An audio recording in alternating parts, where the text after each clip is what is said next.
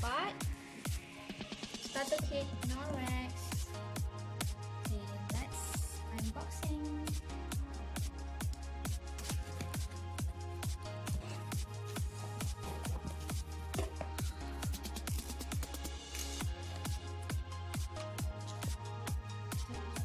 Kita tengok apa yang kita dapat.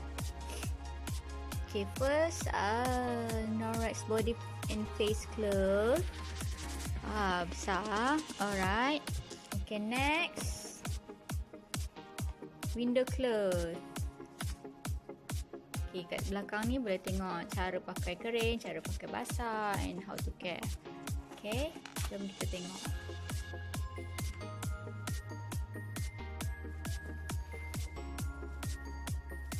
Okay, besar ni for window, for shining. Ya, okay, next.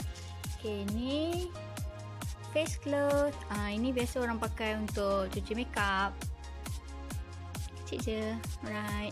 Next. Ni kitchen towel. Kitchen towel. Wow, so cute. This one also kitchen towel. But this one is a big one. Okay. One is enviro cloth.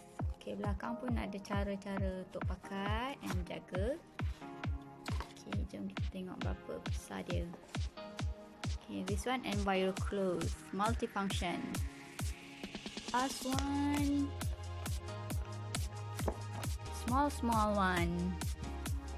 This one is enviro cloth.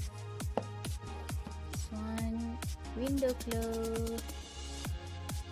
This one body and face glove. Okay, siapa yang nak boleh roger. Bye.